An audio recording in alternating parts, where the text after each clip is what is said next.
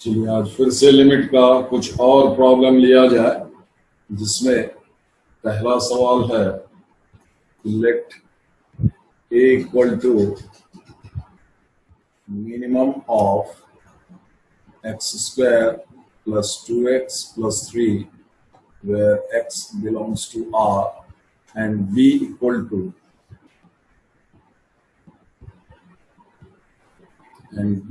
to limit theta tends to 0 1 minus cos theta by theta square, then the value of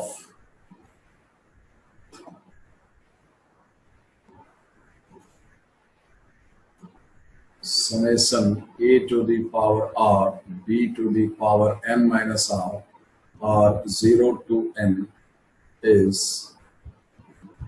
तो सवाल सबसे पहले है कि आपको a का वैल्यू और b का वैल्यू, b तो एक आसान लिमिट दिया हुआ है, a इस क्वाड्रेटिक का जो मिनिमम वैल्यू होगा वो a के बराबर है, तो इस क्वाड्रेटिक का आपको मिनिमम वैल्यू निकालना होगा। ध्यान दीजिए, जो मेरा प्रीवियस लेक्चर है यूट्यूब पर जो दिया हुआ है वो क्वाड्रेटिक थ्योरी ऑफ इक्वेशन के बारे में, जिसमें क्वाड्रेटिक इक्वेशन और एक्सप्रेशन के बारे में बताया गया। उसमें बताया गया है कि क्वाड्रेटिक एक्सप्रेशन का मिनिमम और मैक्सिमम मान कब होगा और कितना होगा और किस पॉइंट पर होगा। जैसे आप कोई क्वाड्रेटिक लिखते हो, जैसे ये जनरल क्वाड्रेटिक है ax square plus bx plus c where a is not equal to 0। a 0 नहीं है तो a या तो यानी कि x स्क्वायर का कॉफिशिएंट यानी कि 2 डिग्री वाले टर्म का ये कॉफिशिएंट हुआ, तो a 0 नहीं होगा तो a या तो ग्रेटर देन 0 होगा या फिर लेस देन 0 होगा। एक बार उसको आप क्वाड्रेटिक एक्सप्रेशन वाला और उसका मैक्सिमम मिनिमम वैल्यू वाला आप देख लेंगे तो आपको सब समझ में आ जाएगा कि a अगर पॉजिटिव हो यानी कि स्क्वायर वाला टर्म का कोएफिशिएंट अगर पॉजिटिव हो तो उस क्वाड्रेटिक का सिर्फ आप मिनिमम वैल्यू निकाल सकते हैं, मैक्सिमम नहीं। और अगर a नेगेटिव हो यानी कि एक्स स्क्वायर का कोएफिशिएंट अगर नेगेटिव हो तो उस क्वाड्रेटिक का सिर्फ मैक्सिमम वैल्यू निकाला जा सकता है, मिनिमम नहीं। वो वैल्यू ये होगा कि if, फिर से लिख देते हैं यहाँ पर, if a is greater than 0 then only the least value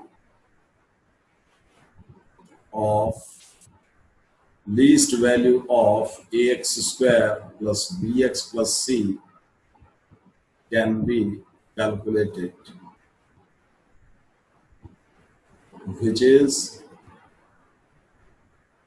4ac minus b square by 4a obtained at x बराबर माइनस बी बाई 2a। चूंकि क्वाड्रेटिक में a b c ये सब a b और c ये तो कॉफिशिएंट्स है, variable है x। जब x की जगह पर आप कोई नंबर डालेंगे तो इस पूरे क्वाड्रेटिक का कोई वैल्यू आएगा, तो वही है कि x का मान बदलिएगा तो इस क्वाड्रेटिक का मान बदलता चला जाएगा। तो ऐसा कोई वैल्यू होगा x का जिस पर कि ये सबसे ज्यादा हो जाए, या ऐसा कोई x का वैल्यू होगा जिस पर कि ये सबसे कम हो जाए। समझ गए? ये सब ग्राफ से आपको प्रीवियस लेक्चर में थ्योरी ऑफ इक्वेशन में आपको समझाया गया है, ठीक है।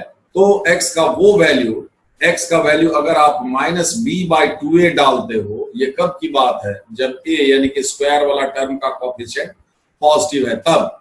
तो a अगर पॉजिटिव है तो x के अगर जगह पर अगर आप माइनस बी बाई 2a ये वाला नंबर डालोगे तो इस क्वाड्रेटिक का सबसे छोटा मान मिलेगा, है ना। और वो आपको छोटा मान इसके बराबर होगा 4ac minus B square by 4a। This is the value and this is the point where this value can be obtained, ठीक है। और अगर a नेगेटिव है, if a less than 0 then only the greatest value of ax square plus bx plus c can be calculated,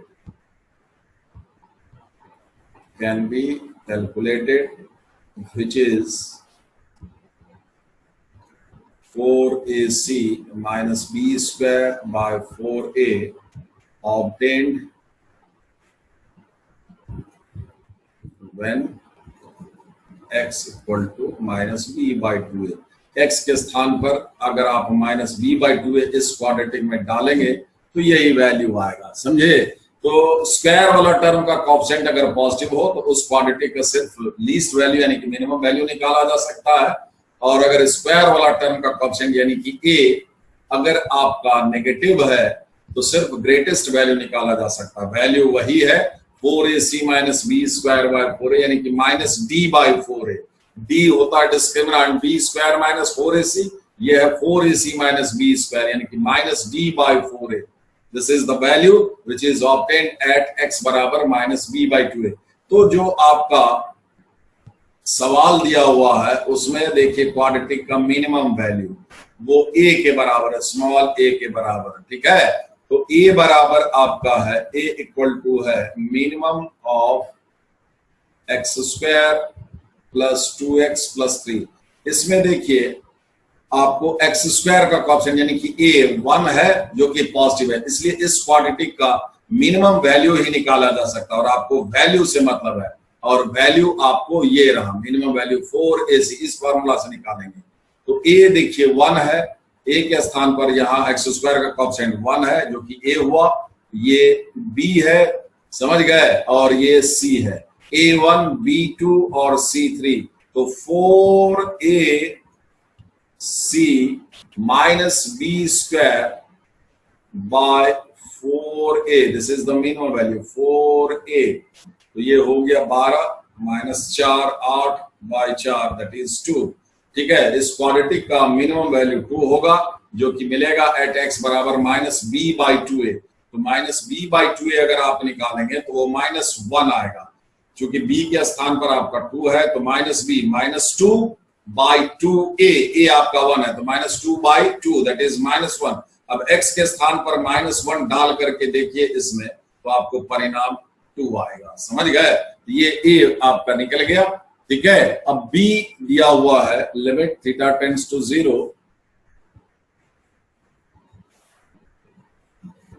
b equal to है 1 minus cos theta by theta square, जहां के limit आपको दिया हुआ है limit theta tends to 0। 1 minus cos theta आपको हो गया 2 साइन स्क्वायर थीटा बाई 2 यानी कि साइन थीटा बाई 2 का whole square, sine square theta by 2, हम स्क्वायर बाद में लिखेंगे। यहां भी थीटा स्क्वायर है आपका, तो इसको हम ऐसे लिख देते हैं थीटा बाई 2, ये पूरे का होल स्क्वायर लिख दिए।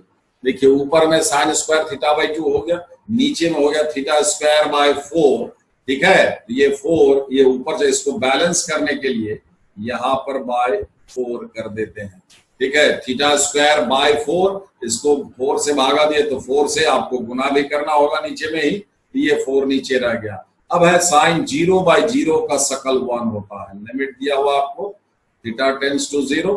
याद कीजिए साइन के आगे का फिगर जो है, ठीक है, वही फिगर नीचे होना चाहिए, ठीक है। साइन के आगे थीटा बाई 2 है तो थीटा बाई 2 नीचे होना चाहिए, और ये थीटा बाई 2 ये 0 टेंड करना चाहिए, क्योंकि थीटा 0 को टेंड कर रहा है तो थीटा बाई 2 भी 0 को टेंड करेगा। तो ये हो गया साइन 0 बाई 0 का सकल जो कि 1 हो जाएगा, तो आपका ये 1 by 2 that is 2 to the power minus 1। अब आपका सवाल है ये निकालना कि summation a to the power r b to the power n minus r 0 to n। तो a के स्थान पर आप 2 लिखेंगे तो 2 to the power r, ठीक है। b के स्थान पर 2 to the power minus 1, 1 by 2 का, तो 2 का पावर माइनस 1 b हो गया, तो 2 का पावर माइनस 1, इसका पावर आपको हो गया n माइनस r, तो ये r आपका 0 टू n, तो ये आपका हो गया limit r 0 to n, limit हो गया 0 टू n तक 2 टू दी पावर, तो ये 2 to the power r into 2 to the power r minus n, तो ये आपका हो गया 2 to the power minus n, आप बाहर कर सकते हैं। Summation limit r 0 to n 2 to the power 2r, चूंकि बेस सेम है पावर जुड़ जाएगा, ठीक है। तो आपका हो गया 2 टू दी पावर, इसको आप खोल दीजिए, इस सीरीज को आप खोल दीजिए, आर का मान 0 से n तक वेरी करना है। ये सिग्मा आप खोल दीजिए तो 2 और इवन पावर आएगा। आर 0 से स्टार्ट करेंगे तो 1 आएगा, फिर आर का वैल्यू आप 1 रखेंगे तो आपको 2 स्क्वायर आएगा, फिर आर का वैल्यू 3 रखेंगे तो 2 टू दी पावर 6 हो जाएगा।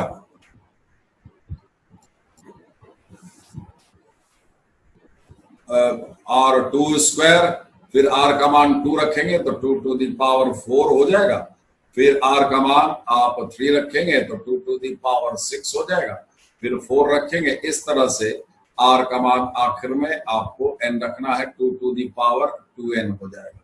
ठीक है, तो ये क्या देख रहे हो यहाँ पर 2 टू दी पावर 0। देखिए आर बदला है 0 से लेकर के n तक, तो 0 से लेकर के n तक n+1 टर्म हुआ, इसलिए इस सीरीज में आपको n+1 टर्म है जो कि एक जीपी है, जिसका कि कॉमन रेशियो आपको 4 है, second term by first term, third term by second term, ये fourth term by third term. ये अगर बराबर आता है तो सीक्वेंस जीपी में हुआ, तो इस जीपी का कॉमन रेशियो आपको 1 से बड़ा है। ठीक है, तो जीपी के फर्स्ट n टर्म्स का जोड़ के लिए फॉर्मूला याद कीजिए, क्या होता है, a into r to the power n-1 by r-1। ये फॉर्मूला यूज करते हैं जब r 1 से बड़ा होता है। यहां भी आपका जो जीपी है उसका कॉमन रेशियो चूंकि 4 है तो 1 से बड़ा है, तो यही हम यूज करेंगे। a हो गया जीपी का फर्स्ट टर्म, r हो गया कॉमन रेशियो, n बताता है नंबर ऑफ टर्म्स। ठीक है, यहां पर a के स्थान पर आपका 1 है तो a इंटू आर, आर आपका 4 हो गया, a इंटू आर का पावर नंबर ऑफ टर्म्स आपका n नहीं n+1 है, r to the power n है ना, number of terms -1 bye r-1। तो ये हो गया आपको 4 to the power n+1 -1 bye ये 2 टू दी पावर -n को आप नीचे कर ले तो 2 to the power n into 3, यही आपका आंसर हुआ। क्लियर?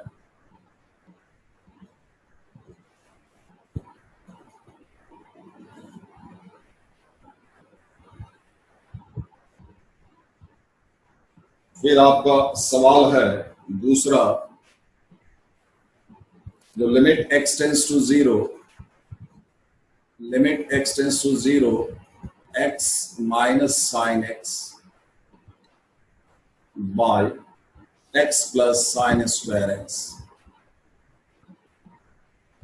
ठीक है, अब देखिए जब भी लिमिट में आपको साइन हो या फिर टेन हो, साइन SIN साइन या फिर टेन का फंक्शन हो, तो जैसे ही साइन हो या फिर टेन हो तो साइन के आगे का फिगर देखिए x है, तो साइन के आगे जो भी फिगर है यहाँ पर तो x है, अगर वो फिगर 0 हो जाता हो, जैसे मान लीजिए साइन के आगे x+2 रहता, तो x -2 होने से साइन के आगे का फिगर 0 होता, तो x टेंड्स टू -2 होना चाहिए। मतलब लिमिट के हिसाब से अगर साइन या टेन के आगे का फिगर 0 होता हो तो हूबहू वही फिगर उसके नीचे होना चाहिए, तब ये रेशियो 1 हो जाएगा। क्योंकि साइन 0/0 का शकल 1 होता है और टेन 0/0 का शकल 1 होता है। ध्यान ये रखना कि साइन के आगे जो भी फंक्शन है दिया हुआ हूबहू वही फंक्शन नीचे होना चाहिए। अगर यहाँ पर x 0 को टेंड कर रहा है तो x/2 भी 0 को टेंड करेगा। अगर यहाँ पर x/2 होता तो साइन के आगे नीचे x/2 हम लोग लिखते तो वो 1 होता।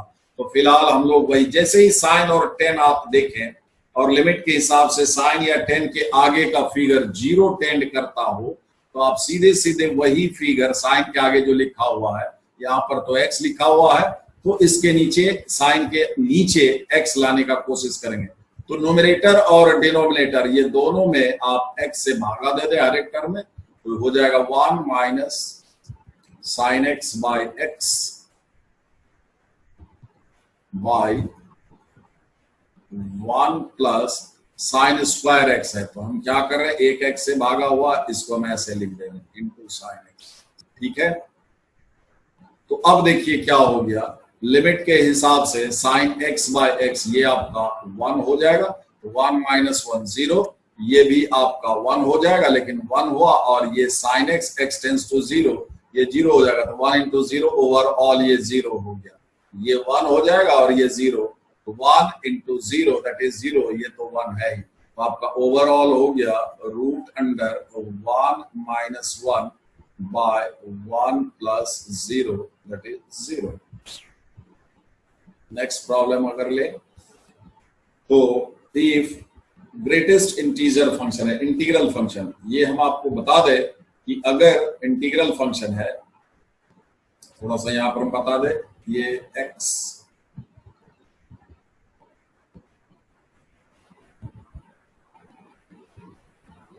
this is the greatest integer not greater than x,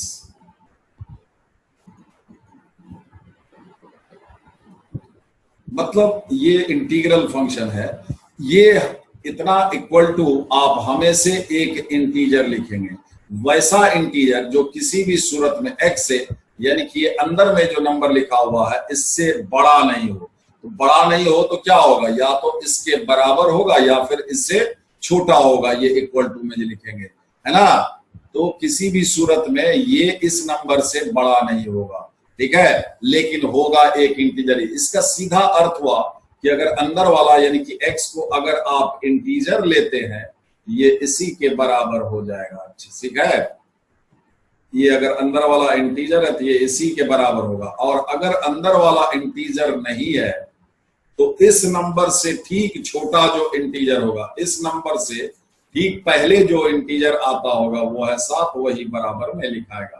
जैसे मान लीजिए ये -7.2 रहा था, जो कि -7.2 इंटीजर नहीं है, तो इससे ठीक पहले इंटीजर -8 आता है, ठीक है। तो जैसे अगर मान लीजिए अब x का मान अगर 0 करेंगे, 0 इंटीजर है तो 0 हो जाएगा, x अगर 0 लिए तो ये 0 हो जाएगा, x का वैल्यू अगर मान लीजिए 0.1 किए तो भी अब ये इंटीजर नहीं है, तो इससे ठीक पहले जो इंटीजर आता वो है 0, वो हो जाएगा, ठीक है। 0.9 रखेंगे तो भी ये 0 होगा, ठीक है। जैसे ही 1 करेंगे तो ये फिर 1 हो जाएगा। तो अर्थ ये हुआ कि अगर आप यहां पर x ले, x का वैल्यू और इंटीग्रल वैल्यू ऑफ x, ठीक है, तो x अगर आप 0 से लेकर के 1 से ठीक पहले तक आएंगे तो ये 0 दे देगा, 1 से लेकर के, है ना, 2 से पहले तक ये आपको 1 हो जाएगा। जैसे x अगर अंदर वाला 1 हुआ तो इंटीजर है तो उसी के बराबर हो जाएगा, 1.1 करोगे, 1.1 इंटीजर नहीं है, लेकिन उस नंबर से ठीक पहले जो इंटीजर आता वो 1 ही है। 1.9 करेंगे, x के स्थान पर 1.9 करेंगे, ठीक है, तो 1.9 भी इंटीजर नहीं है, तो ये क्या हो जाएगा, ये हो जाएगा आपको 1.9 से ठीक पहले जो इंटीजर आता है यानी कि 1, ठीक है। उसी तरह से अगर नेगेटिव की बात करें तो x -1 से लेकर के 0 से पहले तक ये -1 हो जाएगा एंड सो ऑन।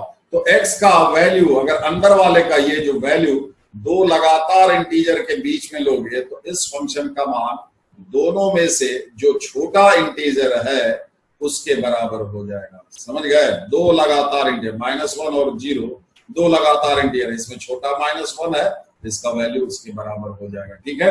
तो इसी पर ग्रेटेस्ट इंटीजर फंक्शन पर बेस्ड ये प्रॉब्लम है। नेक्स्ट हम लोग वही लेते हैं।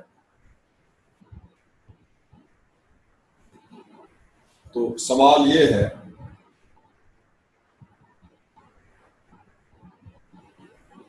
कि f(x) equal to sine of integral value of x by integral value of x when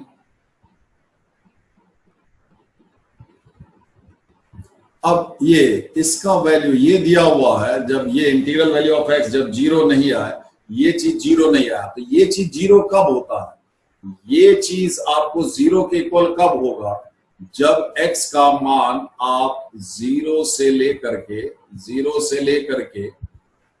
ठीक है, 0 से लेकर के 1 से पहले तक लेंगे तो ये आपको 0 आ जाए। लेकिन ये कह रहा है ये चीज आपको 0 नहीं होना चाहिए, 0 नहीं होना चाहिए मतलब x का वैल्यू 0 से 1 के बीच नहीं होना चाहिए।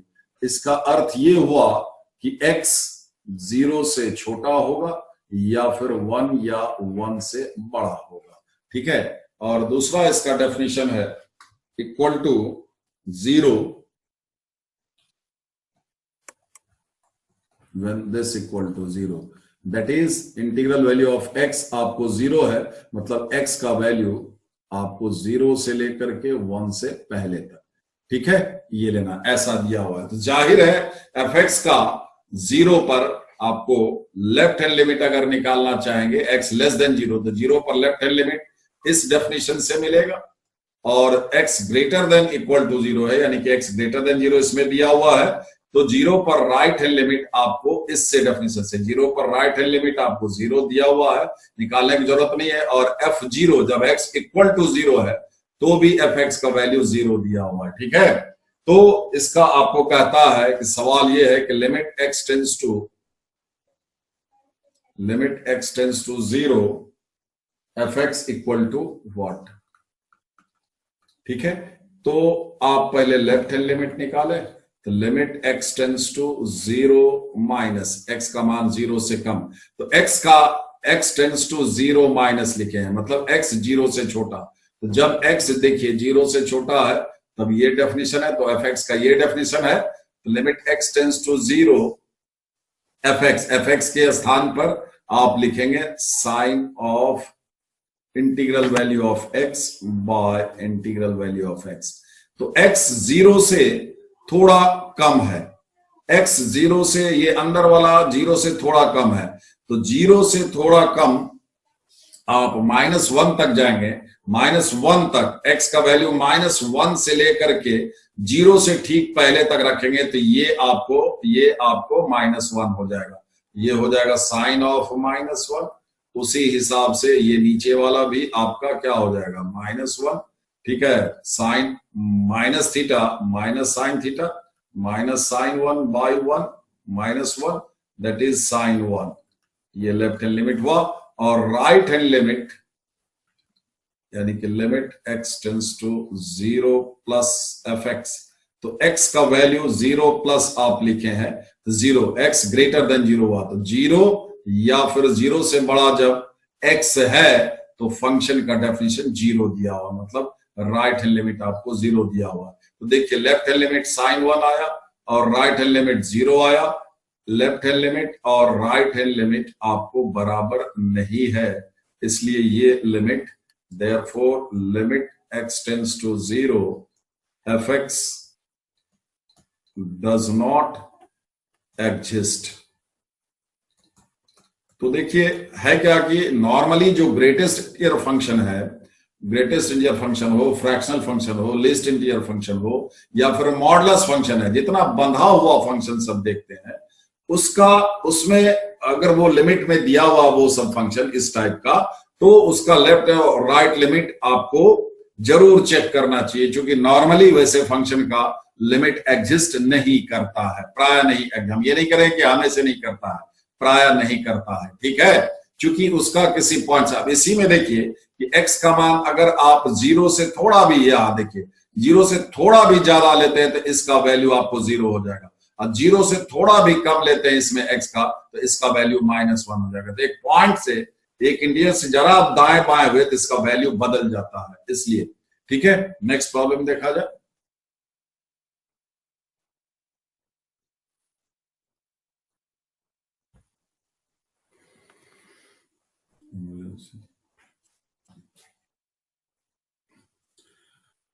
अब नेक्स्ट प्रॉब्लम लेने से पहले आपको डेफिनेट इंटीग्रल को, न्यूटन्स फॉर्मूला है, ये चीज हम बता देना चाहेंगे। न्यूटन्स फॉर्मूला फॉर डिफरेंशिएशन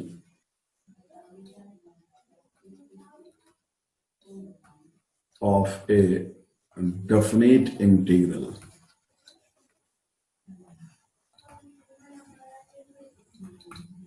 जैसे देखिए, अगर मान लीजिए ये एक छोटा सा एग्जांपल लेते हैं, cos t dt, और लिमिट हम ले लिए, डेफिनेट इंटीग्रल है x स्क्वायर। ठीक है। तो देखिए ये t का फंक्शन है cos t dt, इसको इंटीग्रेट कर दोगे इंडेफिनिटली तो ये sin t, तो t का ही फंक्शन, ये sin t आ जाएगा, sin t आ जाएगा, है ना। मतलब इसको इंटीग्रेट किए तो आप ये sin t हो गया। लेकिन जब आप लिमिट बैठा देंगे 0 to x स्क्वायर, तो t के स्थान पर x स्क्वायर डालेंगे तो sin x square minus sine zero आपका 0 हो जाएगा। तो अल्टीमेटली ये x का फंक्शन आ गया। क्योंकि लिमिट में आप यहां जो भी वेरिएबल आपको दिखता है जिसके रिस्पेक्ट में आप इंटीग्रेट कर रहे हैं, तो अल्टीमेटली वो वेरिएबल यहां जो दिया हुआ अगर कोई वेरिएबल है तो उससे सब्स्टिट्यूट हो जाता है, तो यहां जो चीज है वही दिखाई देगा। यहां x का फंक्शन है, इसलिए ये इंटीग्रल t का तो फंक्शन आएगा, लेकिन जब ये लिमिट सब्स्टिट्यूट कर देंगे वहां पर ये x का फंक्शन हो जाएगा। तो ओवरऑल ये आपको ये इंटीग्रल यहां से यहां तक ये एक x का फंक्शन है, और x के फंक्शन को x के रिस्पेक्ट में आप डिफरेंशिएट करेंगे। अब ये चूंकि x का फंक्शन है तो इसका d बाई डी एक्स, इसको डिफरेंशिएट कर रहे हैं with respect to x, d by d x of 0 to x square cos t dt equal to d by d x of, ये आपको है साइन ऑफ x स्क्वायर। ठीक है, दोनों तरफ, इसमें दोनों तरफ इधर भी और इधर भी x के रिस्पेक्ट में डिफरेंशिएट किए, लेफ्ट हैंड साइड लिख दिया। अब इसको डिफरेंशिएट करोगे तो साइन का डेरिवेटिव तो पहले cos हो जाएगा, तो cos ऑफ x स्क्वायर, और फिर x स्क्वायर का डेरिवेटिव 2x, यानी कि 2x cos x स्क्वायर। ये जो आपको डेरिवेटिव आया है, ठीक है, इस डेफिनेट इंटीग्रल का, ठीक है, ये चीज आप इस फार्मूला से, न्यूटन्स फार्मूला से आप इसका डायरेक्ट आप निकाल सकते हैं, डायरेक्ट डिफरेंशिएशन। ठीक है, वो कैसे करेंगे, कैसे करते हैं वो देखिए। ये cos t dt 0 to x square, इतना तो आप समझ ही गए, ये पूरा इंटीग्रल जो है ये x का फंक्शन आएगा, और इसलिए इसको x के रिस्पेक्ट में आप डिफरेंशिएट कर सकते हैं, d by d x of this. तो करना क्या है, ये t के d बाई डी एक्स निकालिए, यहां पर जो भी पैरामीटर है t है या x ही रहता, चूंकि डेफिनेट इंटीग्रल में वेरिएबल को बदल देने से डेफिनेट इंटीग्रल का मान वैल्यू नहीं बदलता। जैसे cos t dt के बदले cos y, t की जगह पर y कर देंगे, cos y dy, कोई फर्क नहीं पड़ेगा। cos y dy रहता तो यहां पर आप जो देख रहे हैं sin t के बदले sin y होता। अगर यहां पर t के बदले हम लोग x डाल दें, cos x dx, तो भी कोई फर्क नहीं पड़ेगा। यहां पर sin x होता तो x को x स्क्वायर से रिप्लेस करते, यही चीज आता। तो डेफिनेट इंटीग्रल में वेरिएबल क्या है इससे फर्क नहीं पड़ता, इसी इंटीग्रल में इसको cos x dx में लिख सकते हैं। ठीक है, तो आपको करना क्या है, कोई डेफिनेट इंटीग्रल को अगर डायरेक्ट डिफरेंशिएट करना है तो जो फंक्शन है, जो पैरामीटर है, उसको पहले आप क्या करेंगे, अपर लिमिट से रिप्लेस कीजिए। यहाँ t पैरामीटर है, t के रिस्पेक्ट में डिफरेंशिएट कर रहे हैं, तो यहां पर आप डालिए t के जगह पर x square cos of x square, फिर d आप d t के जगह पर x स्क्वायर, x के रिस्पेक्ट में डिफरेंशिएट कर d by d x of x square, ये कर दिए माइनस। यही काम लोअर लिमिट के लिए कीजिए, जहां पैरामीटर है माइनस साइन देना है, और पैरामीटर जो उसके जगह पर लोअर लिमिट जो कि 0 है, तो cos 0 into d by d x of t के जगह पर dt है 0। ये तो cos 0 1 हो गया, cos 0 1 हो गया, लेकिन 0 का डेरिवेटिव आपको 0 हो जाएगा, तो ये हो गया आपका cos of x square and d by d x of x square 2x। तो देखिए ये और यहाँ ये, ठीक है, डायरेक्ट डिफरेंशिएट करेंगे। ठीक है, ठीक है, चलिए ये हम इस्तेमाल करने वाले हैं, इसीलिए हम आपको ये बताया। अब है क्या कि आप पिछला लेक्चर में देख चुके हैं कि एल हॉपिटल्स रूल जो है, L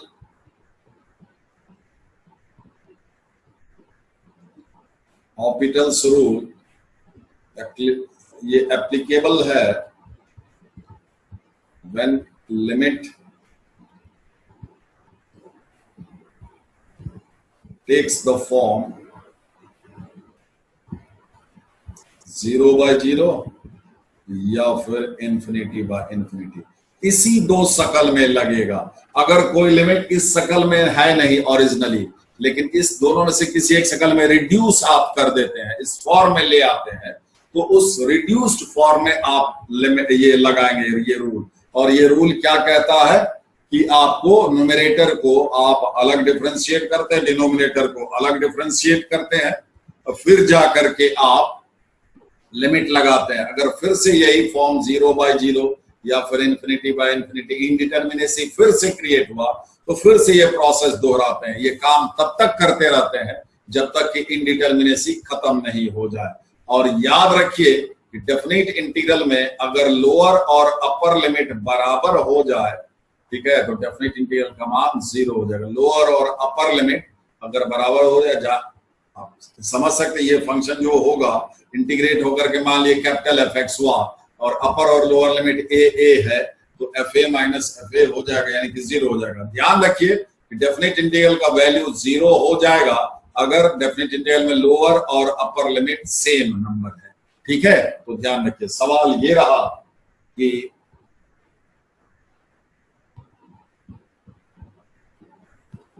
limit x tends to 0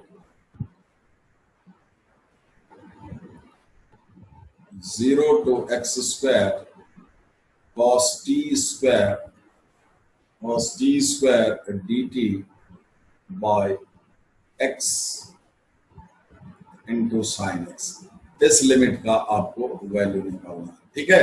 तो जरा गौर कीजिए, नीचे तो x sin x, x tending to 0, तो ये x 0 हुआ ही और sin 0 भी 0 हो जाता, तो नीचे तो 0 हो ही गया। अब देखिए लोअर लिमिट आपका इस डेफिनेटली 0 है और x टेंडिंग टू 0 है, तो यहाँ x भी x स्क्वायर भी 0 हो जाएगा। लोअर और अपर लिमिट आपको 0 0 यानी कि सेम हो गया, इसलिए इस डेफिनेट इंटीग्रल का वैल्यू भी 0 आ जाएगा। तो ऊपर भी 0 नीचे भी 0, ये आपको 0/0 शकल का है, इसलिए इसमें एल हॉपिटल्स रूल लग जाएगा। तो limit x tends to 0 to x square cos t square dt by,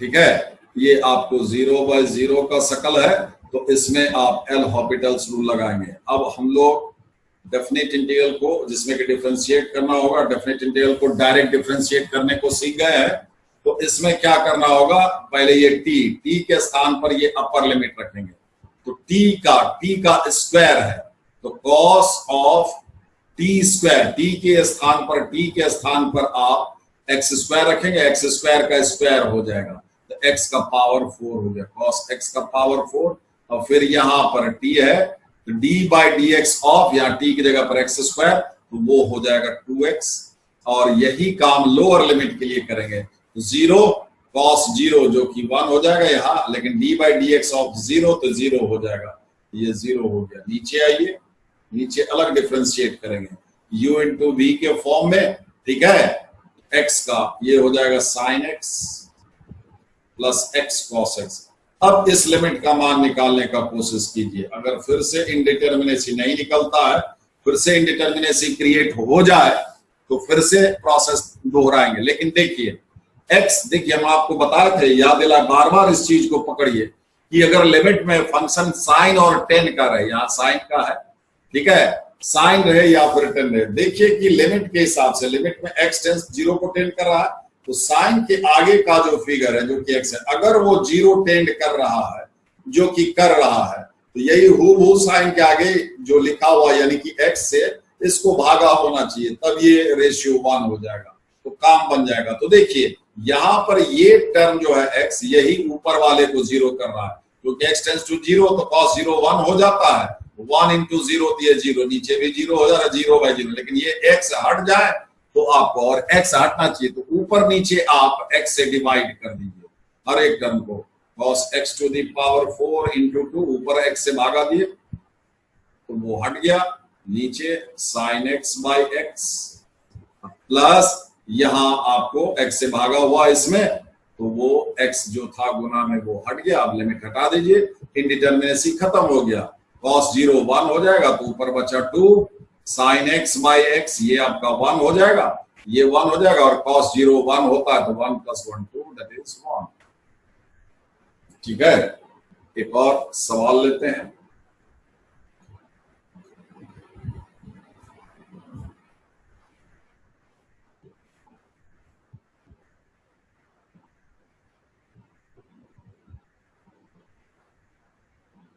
देखिए अब इस सवाल को भी बताने से पहले एक चीज हम आपको बता दें कि ये जो इंटीग्रल फंक्शन जो अभी आप बताए, इसका वैल्यू कभी भी x को एक्सीड नहीं करेगा, इसके बराबर होगा या फिर इससे छोटा होगा, भले ये इंटीजर होगा। सो इतना is less than equal to x। ये चीज x से के ज्यादा से ज्यादा बराबर तक हो सकता है, मतलब अंदर वाले के ये पूरे का वैल्यू, ठीक है, अंदर में जो फंक्शन लिखा हुआ है जो उसके ज्यादा से ज्यादा बराबर तक हो सकता है, बड़ा कभी नहीं होगा, बराबर होगा या फिर उससे छोटा होगा, लेकिन स्ट्रिक्टली इस क्वांटिटी से बड़ा होगा, ये याद रखिएगा। ठीक है, जो भी आपका लिखा हुआ रहे, यहाँ पर जो भी लिखा हुआ रहे, फिलहाल तो x है, इतना ये इनइक्वालिटी को याद रखिएगा, less than equal to this अंदर वाला, और उससे एक कम कीजिएगा। इस फंक्शन से ये जरूर बड़ा होता, बराबर भी नहीं होगा, यहाँ पर बड़ा होगा हमेशा, और इससे छोटा या बराबर होगा। क्लियर? आपका सवाल ये है, ठीक है, इसको ध्यान में रखिएगा, हमें से बहुत काम आएगा।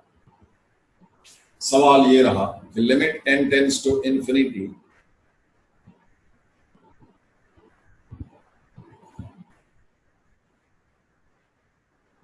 limit n tends to infinity x 2x integral value of x plus integral value of 2x plus integral value of 3x plus dot dot integral value of nx by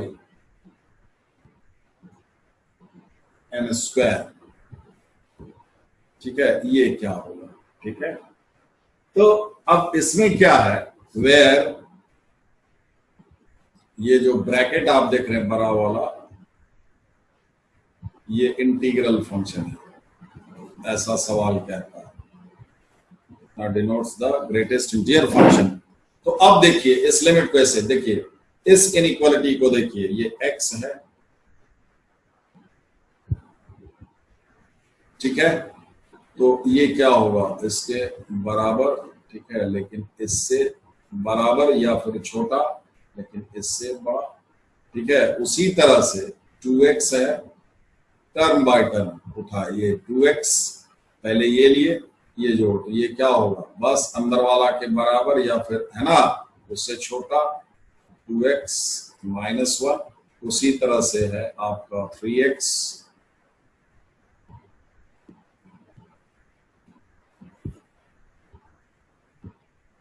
और इसी तरह से आप अगर प्रोसीड करते चले जाएंगे तो लास्ट टर्म आपका है nx,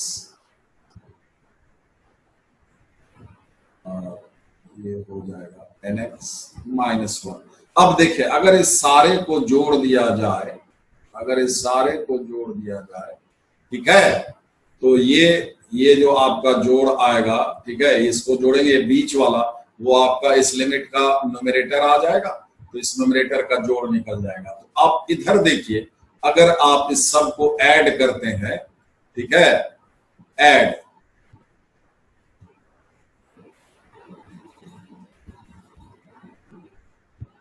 आपको क्या मिलेगा, देखिए इधर x, ये पूरे में x कॉमन हो जाएगा, तो आपको x और अंदर में बचेगा, x कॉमन हो गया, ऐड कर रहे हैं तो 1 + 2 है ना, 1 + 2 + 3 up to n, first n natural numbers का जोड़, यानी कि x into n + 1/2, first n natural numbers का जोड़ यही होता है, माइनस, अब यहाँ पर देखिए कि 1 1 1 आपको n बार जोड़ाएगा, ठीक है, तो -n हो गया। ठीक है, इधर देखिए आपको हो जाएगा x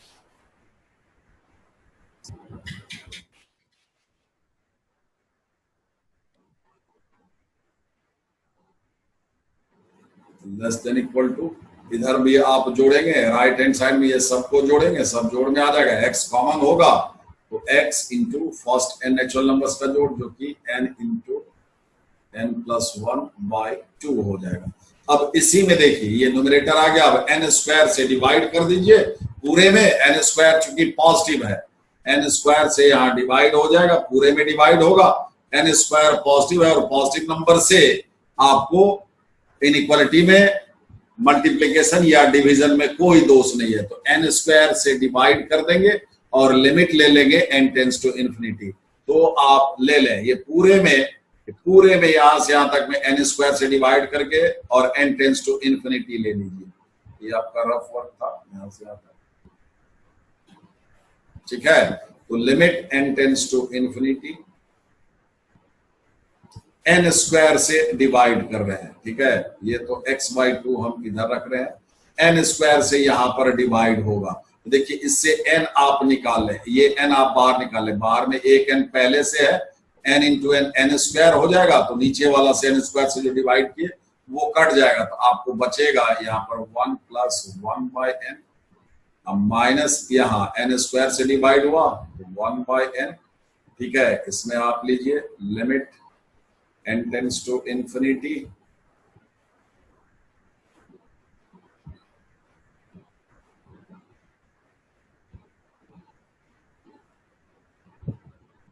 जो कि आपका रिक्वायर्ड लिमिट है, और इधर भी आप उसी तरह से लेंगे limit n tends to infinity x/2, ठीक है। n स्क्वायर से डिवाइड करेंगे तो ये हो जाएगा आपको 1 + 1/n, क्लियर, ये दिख रहा होगा आपको 1 + 1/, चूंकि यहाँ और यहाँ ये आपका सेम चीज है, ठीक है। अब लिमिट लगा दिए तो 1/n 0 हो जाएगा, ये हो जाएगा x/2, इधर हो गया x/2, ठीक है। ये 1/n 0, ये 1/n यहाँ भी है, ये 0 हो जाएगा, तो 1 + 1 + 0 1 ही हुआ, x/2 है पीछे, तो x/2 is greater than limit n tends to infinity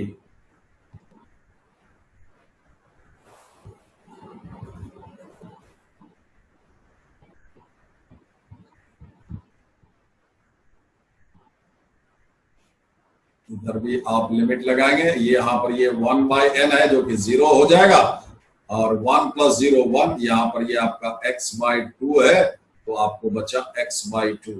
तो गौर से देखिए कि इस लिमिट का वैल्यू देखिए क्या है, x/2 के बराबर या फिर उससे छोटा, और यही लिमिट कह रहा है x/2 से बड़ा भी। तो कोई भी फंक्शन, ठीक है, एक साथ x/2 से किसी चीज से छोटा भी हो जाए और उसी चीज से बड़ा भी हो जाए, ये संभव नहीं है। मतलब ये लिमिट, ये जो लिमिट है x/2 से बड़ा भी हो जाए, यहां से दिख रहा है बड़ा, और x/2 से छोटा, अभी इक्वलिटी को छोड़ दीजिए, लेस भी हो जाए, ये संभव नहीं है। द ओनली पॉसिबिलिटी कि ये लिमिट आपको x/2 के बराबर हो जाएगा, x/2 के बराबर हो जाएगा। कि सेम x/2 से बड़ा भी हो छोटा भी हो, ऐसा संभव नहीं है। इसलिए गिवन लिमिट जो है, given limit equal to x/2, ठीक है। ये जो लिमिट आपका है इसका वैल्यू x/2 के बराबर होगा, ठीक है। तो आप लोग सारा चीज ये गौर से देखा जाए और उसको बढ़िया से देखा जाए समझ करके। इलस्ट्रेशन चूंकि सवाल का अंत नहीं है, जब तक आप अच्छे से वो पकड़ में नहीं आएगा फिर सवाल तो बनना ही बनना है कि वो टेक्निक आप पकड़े और कैसे जो समझ करके आप करें, तो कभी भी मुश्किल नहीं आएगा। अगर आया भी तो वो आपसे सलट जाएगा। इसलिए आप सीखने पर जोर दीजिए, सवाल रटिए नहीं मेरे भाई, ठीक है। रटो नहीं, वो कभी भी धोखा देगा। वो एक खास समय या खास चीज के लिए ही आप हासिल कर सकते हो, हमेशा के लिए नहीं। अभी आपको बहुत पढ़ना है, ठीक है। तो अब नेक्स्ट टाइम में हम और किसी दूसरे टॉपिक पर वीडियो आपको डालेंगे, इसे लगातार देखते रहिए, ठीक है।